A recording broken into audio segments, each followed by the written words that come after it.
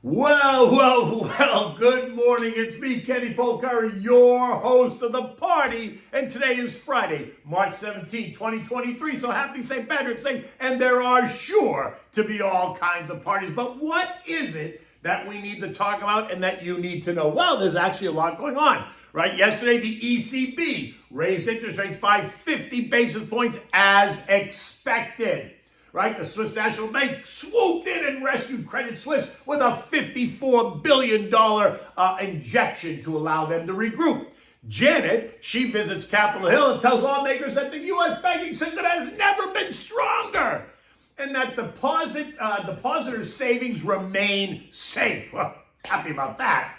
11 of the biggest U.S. banks rally around First Republic and send $30 billion in deposits to stop the hysteria as they announced banking strong. Now, just a tidbit, happy anniversary to the Bear Stearns collapse, which was 15 years ago today to the day.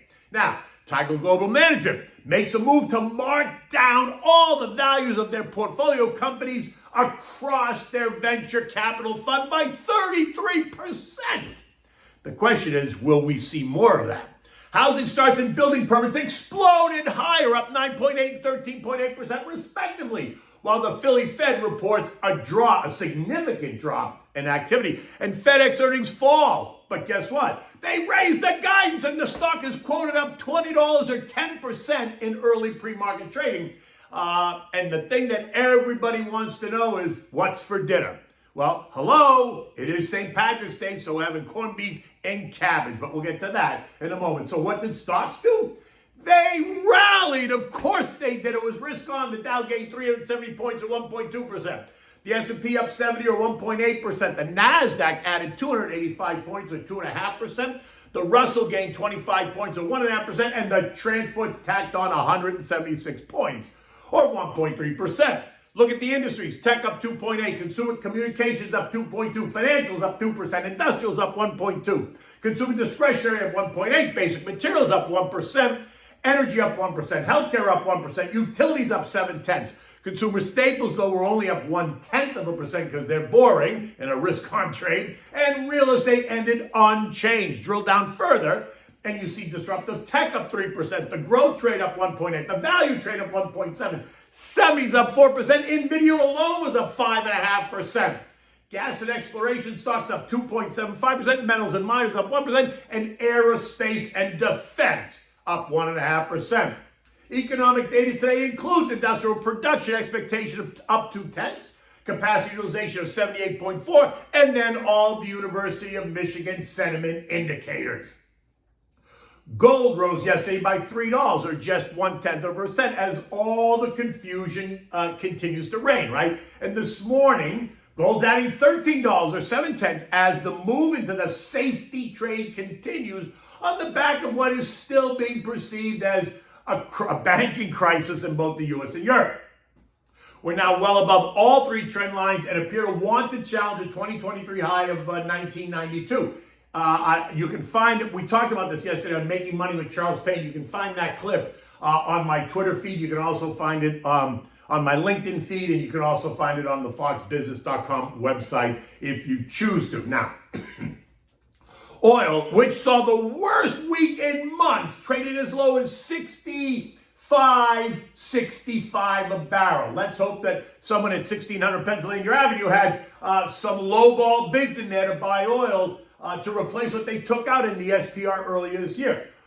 This morning, oil is catching a bid. It's up $1.10 or about 1.6% on what?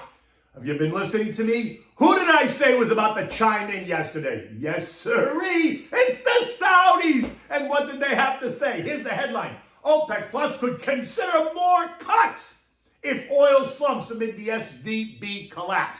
Okay, first of all, the SVB collapse has nothing to do with the decline in oil. Don't give them that much credit. Since when did SVB control the oil markets? I mean, it's ridiculous.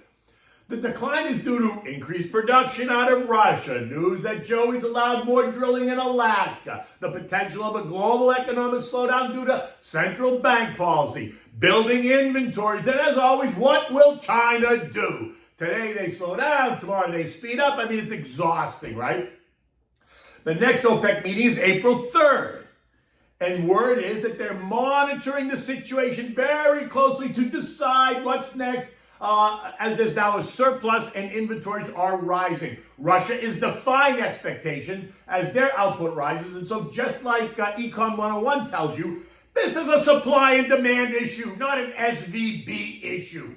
But I guess it does make for an interesting headline, right? Right now, oil is well below all the trend lines. It's 16% below the 50-day, and it's down 19% from the longer 200-day moving average. So it does have some work to do to regain the ground. And a cut in production from the Saudis and OPEC would help achieve that goal, right? Remember, the sweet spot for the Saudis is $80 a barrel, which is a 14% move up from here. Here's a hint. The ProShares Ultra Crude Oil ETF, UCO, has pulled in the most cash since 2020. Yesterday alone, it saw $158 million of new money move in.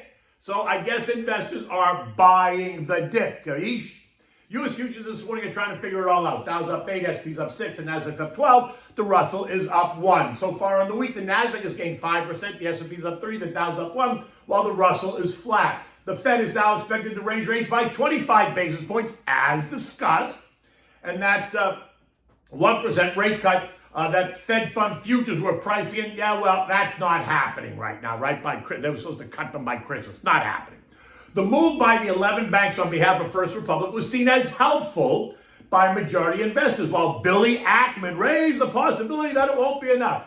Honestly, who's tired of hearing from Billy Ackman? I'm like exhausted, right?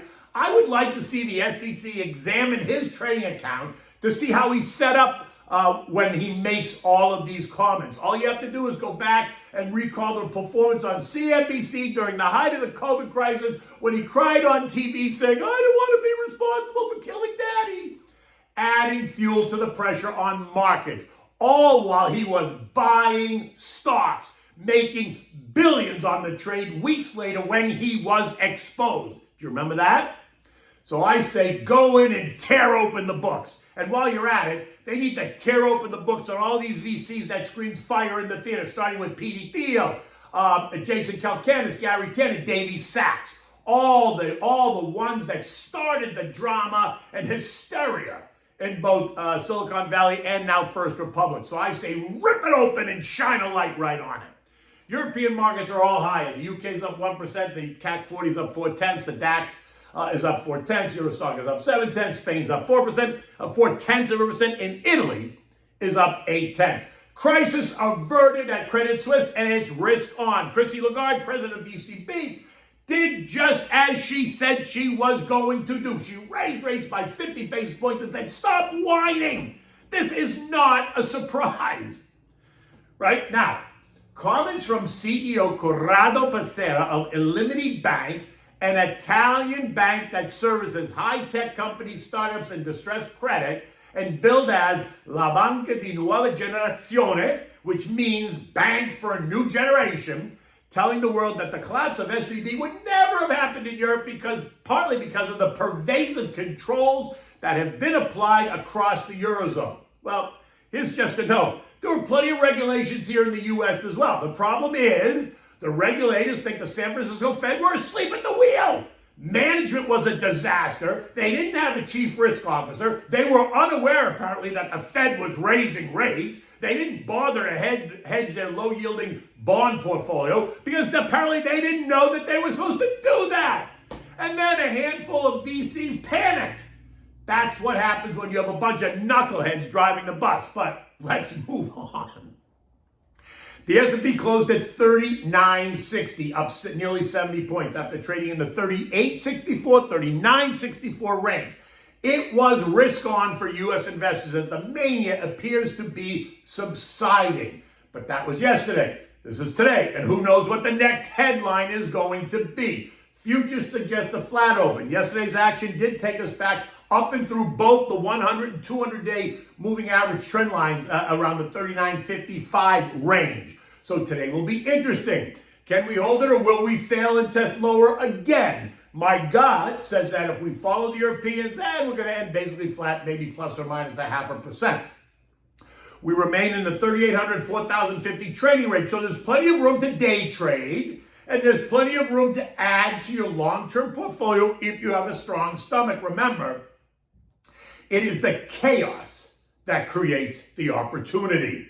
Okay, so what do we have for dinner tonight? Well, like I said, it is St. Patrick's Day, so we're going to have the famous corned beef and cabbage. Now, yes, it's also Friday in Lent. And if you follow that Lenten calendar, you're not supposed to eat meat on a Friday in Lent. But the church has given everybody a special dispensation. So enjoy this Irish favorite. It's not complicated. You just boil everything. And then you serve it with mustard and horseradish.